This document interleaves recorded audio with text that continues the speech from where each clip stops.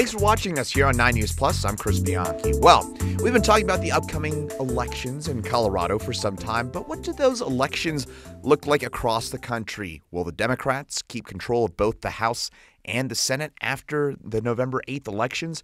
To hopefully give you a better idea of what to watch for on November the 8th, not just in Colorado, but across the country, I spoke with Kyle Kondik from the University of Virginia's Center for Politics about who he thinks will control the Senate and the House, when we'll know the results, and his picks for Colorado's elections as well. Here's my interview with Kyle Kondik, again, from the University of Virginia. Kyle, first of all, thank you so much for taking the time to join us. Through the summer, it generally looked like the Democrats were making big gains thanks to the reaction from the Dobbs decision and some policy wins for the Biden administration. But since Labor Day, I would say roughly around there, it appears that there's been a strong shift back towards the Republicans. How would you characterize the national environment on the eve of the midterms?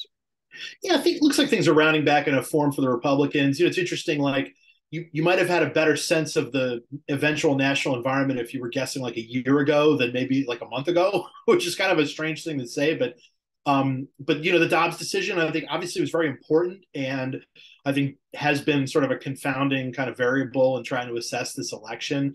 But midterms, they're often referendums on the White House. The president is just not very popular, and there are problems that the Republicans, I think, have a fairly easy job of sort of laying at the feet of the administration. Most notably, I guess, in inflation and sort of general pessimism about the economy. Of course, the actual indicators, to me, they're very mixed. I'm no economist, but it's kind of a strange time out there. But the inflation problem is real. The gas price problem is real too, although it's not as significant as it was. Although it seems to be more significant out west than it is in other parts of the country. But bottom line is, this is the sort of year where you'd expect Republicans probably to do well, and they're not guaranteed to necessarily, particularly in the Senate. But if we are looking at this, a couple days after the election, once we get most of the results, and the Republicans have both chambers, that's not something that should surprise us all that much.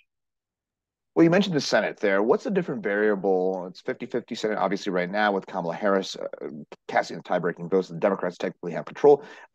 What is the variable in play right now that's maybe making the Senate a bit more competitive? The Republican slate of candidates is not particularly strong. They've got a lot of candidates who haven't run for anything and who are unappealing for one reason or the other. But the problem for Democrats fundamentally is that Biden's approval is so low in so many of these states that they need to run, 8, 9, 10 points ahead of Biden's approval in order to, hit 50%, which you don't necessarily need 50% in every race, but you may need that. You need that or close in a lot of places, and that just gravity from Biden's low approval may just be a little too much to overcome. So that's that's an important piece of it, but there do seem to be some small number of Biden disapprovers who plan to vote Democratic for Senate because they don't like the Republican candidates, or they like Democratic incumbents, or maybe they don't like Biden, but they're from the left, or all those sorts of things. But the gravity that's working in favor of the Republicans is strong. And so from that perspective, I think the race for the Senate is pretty close here, but you could definitely see it breaking toward the Republicans at the end here. That does strike me as a relatively fascinating dynamic, that people may not approve of the president, yet willing to perhaps split their tickets or vote for the Democratic candidate in spite of their disapproval of the president. Is there any, maybe one or two Senate races in particular, where you're seeing that dynamic really play out right now? Arizona, I think, is a good one to look at, in that Mark Kelly seems to be doing significantly better than Biden. And then it's just a question of how well does he actually do, and whether Blake Masters, his Republican opponent, can catch him. That race, I think, is very close. Like, I still think Kelly's the favorite out there, but I don't think it would be some sort of shock if Masters ended up winning there. Pennsylvania, I mean, that's one of the races this year where Democrats are actually playing offense. It's an open seat. Again, in an open seat kind of race, you'd expect Biden's low approval to be particularly problematic. But, John Fetterman, the Democrat there, has generally led, although we haven't gotten a lot of good information since the debate last week. that most observers feel like went pretty poorly for Fetterman for a number of different reasons, and went relatively well for for Mehmet Oz, the Republican candidate. And so that's another one where again, you would not expect Democrats to be able to flip an open seat like that in an environment like this, and yet here we are, and they still have a decent chance to. But maybe there's a little bit of a mirage going on here too. So, kind of round things out with the Senate, what's your overall prediction? How are things shaping up as we head into November the 8th? We still have the Senate as a toss-up, and so I don't have a great read on it one way or the other. I do think things are looking decent for Republicans in Nevada. Georgia may very well go to a runoff. Those are both Democratic-controlled states. The Republicans only need to net one seat to flip the Senate. I think it's a little likelier than not that they get there. But it's still a little bit a little bit hazy. So from there, turning our attention to the House, which I think is more widely expected to flip control from Democrats have a very narrow majority right now in the House of Representatives. Republicans right now looks to be a double-digit gain of some sorts. How are things overall looking in the House of Representatives as opposed to the Senate? It feels like the trajectory in the House is toward the Republicans. There have been some stories recently about the Democrats having to spend on defense in districts that that Biden won by pretty clear double-digit margins. And so sometimes at the end of a midterm cycle where one side has the advantage, I think the Republicans do this time. There's a lot of like panic among the side on the party on the wrong side of the environment.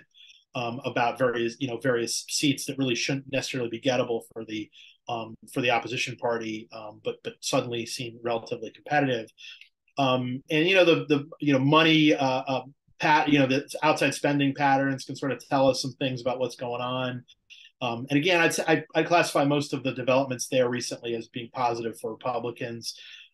So yeah, I think that it seems like the Republicans are going to win the majority, and I think are in good shape to get a decent sized majority. One number to watch is 235. That's the number of seats that the Democrats won in 2018. If the Republicans got to 235, that would be a net gain of 22 seats. That certainly seems very plausible at this point. Another number to watch, if this turns into kind of a real big wave, is 248. That would be a net gain of 35 for the Republicans. That would represent their largest House majority since before the Great Depression. That seemed like a number that was very much on the table, earlier this year. Seemed less likely, more recently. But if they, sort of the dam breaks at the end, maybe that number kind of comes back into play for Republicans. So keep that in mind too. So 218, 235, and 248, the key numbers to watch for on November the 8th. One question for you, Kyle, from a broad perspective is going back to maybe some of the polling errors from the last few years. How concerned are you or not about some of the flaws in some of the polling data that appear to be at times overly favorable to Democrats? Is that playing into your forecast at all? Yeah, I mean, it worries me a lot. I mean, if you're trying to handicap these elections and one of the major tools you're using in many places has had kind of more of a Democratic bias in recent years, like that's concerning, and it's something you have to take into account. That said, you can't necessarily assume that if the polls were wrong in a certain way in the past, that they'll be wrong in that same way in this particular election. The polls in the midterms in 2018 were probably probably better than they were in 16 and 20, but you did still have some overestimation of Democrats in some races, particularly in the Midwest. So yeah, that is something that is that is concerning to me, and something you try to take into account when you're doing these projections. I mean, again, with some of these races, like let's say the Republicans win the Pennsylvania Senate race. Mehmet Oz will not have led that many polls. I mean, really, the only ones he's led have been very recently, and have been from pollsters that you affiliate with the Republicans. Doesn't mean they're wrong necessarily. It's just that it seems like some of these pollsters actually have kind of like a rooting interest for the Republicans, which sort of makes you kind of dubious maybe of how on the level they are. And yet some of these firms have actually done fairly decently in the recent past. But someone beating the polls is just not all that uncommon these days. So you can't you think you have to take the polls into account, but they can't be your only source for trying to think about who's going to win these elections. Well, thank you for that insight. And Kyle, by the way, we've been obviously focusing on national topics, but do briefly want to kind of talk a little bit about our home state here in Colorado. Got a key governors as well as Senate race, as well as at least one competitive congressional race in the newly drawn 8th congressional district here in northern Colorado. What are your thoughts and feelings about those races heading into Election Day? The governor seems to be in really pretty good shape. I'd say Senator Bennett seems to be doing okay as well.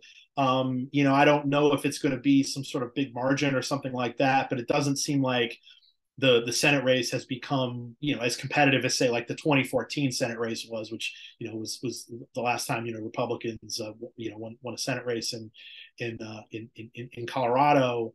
I think that if the Republicans were to beat Michael Bennett, first of all, I think it'd be a fairly big surprise at this point, and it would also be part of a kind of a mega wave sort of environment. In that sort of year, not only would Republicans flip Colorado 8, but they might also flip Colorado 7, which has been, I think, kind of under the radar and seems like there's going to be a Democratic hold. Colorado 8 is a swing district that is Biden won it by about 4.5 points, but it's been a little bit more Republican down the ballot than that. At the end of the day, that's the kind of seat you'd expect to flip it really isn't flipping, it's a new seat, but it's the kind of seat you'd expect Republicans probably to win in a year like this. We still have a toss up on our ratings right now, but forced to choose, I think the Republicans probably are in a little bit better shape there, particularly given where the environment is right now. And also if in fact the statewides are not aren't big blowouts. Those are districts that's a district that maybe Bennett would lose in the Senate race, maybe even Polis could hypothetically lose in the governor's race, which maybe gives some cover to the Republicans there. I guess my final main question for you, Kyle, is how quickly do you think we'll have a good assessment about where things stand on election night? How quickly will we start getting a pretty good idea about these results? We'll be getting early in the evening and still really late afternoon in Colorado. We'll be getting results from states like Florida, North Carolina, Virginia, Ohio. There isn't a whole lot competitive in Florida, and that's kind of our fastest counting state usually, and it's of course a big diverse state. But the margins may tell us something. If the Republicans are winning, going away, that might be sort of suggestive of a good Republican environment. Then there's a number of House races across like North Carolina and Ohio and Virginia where if you've got a bunch of races, there's some races in those states you basically classify as toss-ups, and if one side is winning a clear majority of those seats, that'll maybe give us some indication early in the night as to what the trajectory is. But it also seems like because of unchanged laws about how quickly you could process absentee ballots and those sorts of things, it may still be a couple of days in a state like Pennsylvania. Arizona has historically taken a couple of days to finalize. California usually takes a really long time. There are some key House races out there, but based on the results in other parts of the country, we should have a pretty good sense of things. I think Colorado 8 is a good example of a district, again, that Republicans probably should win in a year like this. If they're not, then maybe that's part of Democrats doing better than we expect across the country. So that's how I would measure that. And likewise, like if Colorado 7 flips, another open seat, that would be part of like a really big Republican wave. Well, I appreciate that context. By the way, this has really kind of helped put in my mind a little bit of how things may shake out here on election night and using some of that context in mind. So Kyle Kondik from the University of Virginia Center for Politics, thanks so much for joining us here today. We really appreciate it. Yeah, no problem. Thank you.